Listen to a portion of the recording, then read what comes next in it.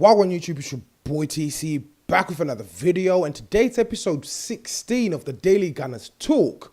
And just a quick mention before we kick off the episode, I'm now running a new competition, guys, and this is to win yourself the 2017-18 third away kit shirt. So anyone around the world is eligible to enter the competition, so please make sure you click the link in the description below in order for you to enter yourself in this competition to win this year's third kit. So kicking the episode off, we'll be looking at some team news.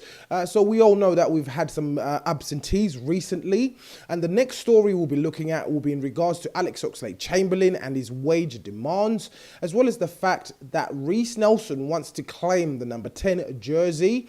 And the final story within the episode will be in regards to the best goal in the Premier League of all time. So just to kick off the episode, it's just a brief section of this episode, and this is just a quick update on the team news. So Wenger had held a press conference, I should say, today in relation to the upcoming game against Stoke away at the Britannia Stadium, and he obviously clarified that Mustafi and Coquelin will be back and available for selection, as well as Perez. We all know that he suffered an injury during the Community Shield, so he was ruled out for the game against Leicester. And another person that he confirmed is working their way back to fitness will be Jack Wilshere. So as Arsenal fans, we have mixed feelings about Jack Wilshere. Personally, I'm a big fan. I want to see him for one more season to see if he can prove himself. If not, we'll part ways. But what I'm mostly pleased about this team news is in relation to the fact that we've got two centre-backs coming back. So we know Mustafi was involved in the Confederations Cup during the summer, so he's obviously working his way back to fitness. As mentioned, Perez suffered a cut just above his eye during the Community Shield, as well as Coquelin. He wasn't fit to start off the season, so he's back and available for selection as well. To me, that's fantastic news. Against Leicester, we were extremely exposed at the back, and at one point I thought we were going to lose the game. So the news that these players are back within contention gives me great hope that we will fare much better at the Britannia Stadium against Stoke. Our record at Stoke is not particularly great, but we'll see. It's only the second game of the season, so we'll see how that one pans out. So moving on, the next story in the episode will be in regards to Alex Oxlade-Chamberlain. So we all know that Chamberlain he's got 12 months remaining on his contract. It must be less than 12 months now. However, he's still yet to sign a new deal with the club. Based on the statements he's put out throughout the summer and recently, it seems as if he wants to stay. And according to reports surfacing today, he's actually demanding £150,000 a week. For me, that is a lot of money. However, I know Oxlade-Chamberlain's potential is unlimited at the moment. Obviously, we haven't tapped into his full potential. He is still developing. He turned 25 yesterday, I think. So he's got maybe a year or two to obviously fully develop and become the finished article. So the report that came out today suggests that Arsenal are struggling to meet Alex Oxlade-Chamberlain's wage demands, as the winger reportedly wants £150,000 to stay at the Emirates. London rivals, as we all know, Chelsea, have been sniffing about, and there has been talks of a valuation around about the £35 million mark, which Chelsea were looking to table and place a bid for Alex Oxlade-Chamberlain. So this would be the second player in roughly about 10 to 11 years that Arsenal would hand over to Chelsea. As we all know, Ashley Cole left Arsenal and went to Chelsea. Obviously won a hoard of trophies whilst he was there. But the fact that these players even consider or even think about signing for a rival club shows that there's no loyalty in football left. So the report further states that despite Chelsea's strides towards securing a deal for Alex Oxlade-Chamberlain, Arsenal are still desperate for Chamberlain to remain at the club, with Liverpool also sniffing about. However, reports claim that the Gunners have been stunned by Alex Oxlade-Chamberlain's salary demands and are not prepared to sanction a new £150,000 a week contract for the winger. Oxlade-Chamberlain is in the final year of his contract, as we all know, and the 25-year-old shows no signs of backing down on his demands. The wage standoff has given Chelsea an edge in the situation as the Blues are prepared to double Alex Oxlade-Chamberlain's salary and give into his requests. Chelsea are working hard to bring in a few new faces into Stamford Bridge after an embarrassing opening day defeat against Burnley, which I thoroughly enjoyed. Given the opportunity, I believe and I think Chelsea will make a solid move for Alex Oxlade-Chamberlain. However, I know I don't want to lose him at the club. He's a fantastic talent who's completely versatile. You can play him on the left, on the right, through the middle, at the back, up front, whichever suits him best on that particular day, or whichever position is required to perform in that particular day.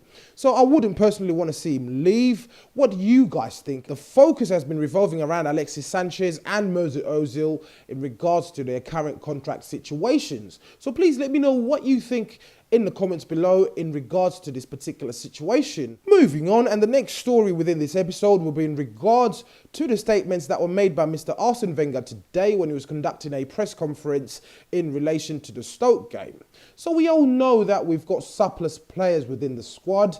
These are players that should really be shifted on and be bought by other clubs. But it seems as if the club, Arsenal, are cutting it fine in terms of actually getting rid of these surplus players. We've had talk of Lucas Perez leaving. Those deals fell through. Same applies to Debuchy.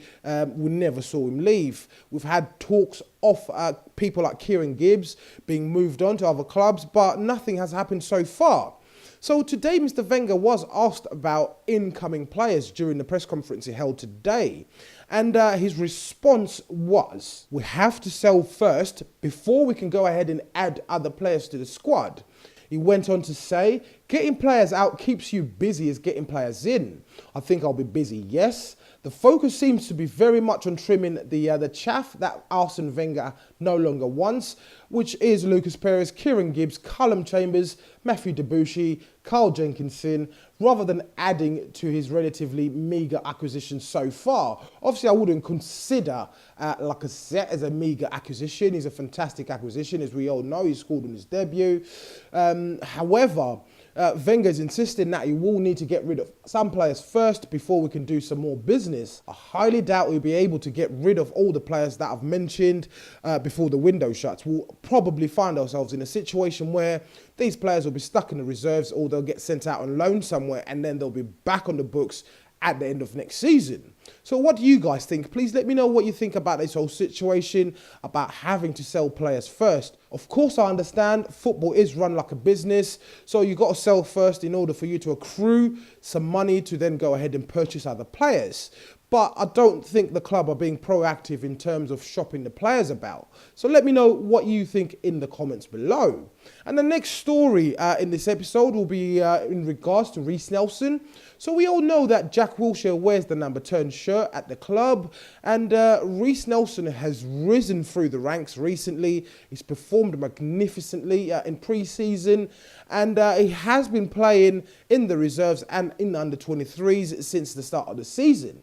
So we played Derby, the under-23s, yesterday evening, and Reiss Nelson was the star of the show, scored 2 goals, and after the match, obviously he was wearing the number 2 shirt, and after the match, someone referred to him as RN2, which is Reiss Nelson 2, which is the number on the back of his shirt. However, he's then replied saying, no, it's going to be RN10. So he's obviously gunning for the number 10 shirt. Does he know something that we do not know, which is Jack Wilshere leaving or is he going to be staying? So please let me know what you think about this tiny little story I featured in this episode. And the final story within this episode will be in regards to the best Premier League goal to be scored in all time. And guess who the goal went to? It is personally one of my favourite goals of all time. And the goal went to Dennis Bergkamp, who's an Arsenal legend. He was with the club up until 2006. And I thoroughly enjoyed watching him play. And I was extremely gutted when he ended up leaving the club. So the goal in question is the goal that he scored against Newcastle. I'm sure as soon as I said that, a lot of you do remember the goal. The goal was when he was back towards goal. He flicks the ball around the defender. To me, that was the best goal to be scored in the Premier League, hands down. There's no bias in that whatsoever. The skill was sublime. and is one of the best goals in my opinion. The reason this goal ended up being voted the best goal in the Premier League was because the BBC ran a poll on their website, which was open to everyone to vote, and basically Dennis Bergkamp's goal came out trumps. So tell me what you think about that goal. Tell me what you remember about that goal, and if you've got any other goals that are your favourites from Arsenal players, please let me know. One of my other favourite ones was the Jack Wilshere goal, where him and Olivier Giroud done multiple flicks and Jack Wilshere finished it off. That is personally one of my other favourite Arsenal goals. So let me know what you think in the comments below. And just another quick reminder, I'm now running another competition, and this is to win an Arsenal third kit, a top for Arsenal's third kit for the 2017-18 season. So if you want to enter yourself into this competition, please make sure you click the link in the description. The competition is open to everyone around the world, so please make sure you give yourself a chance to win the new third kit for this season. So just a quick recap, the first story we featured in this episode was in regards to team news. Mustafi, Coquelin, Mertesacker will be ready for Saturday, as well as the fact that Alex Oxlade-Chamberlain is demanding £150,000 in wages. And the other story we featured was in regards to Reiss demanding the number 10 shirt. Arsene Wenger suggesting that we need to sell before we buy again, as well as the fact that Dennis Bergkamp's goal against Newcastle was voted the best goal in the Premier League of all time. So once again, it's your boy TC from I'm Gonna Talk TV, and I'm out.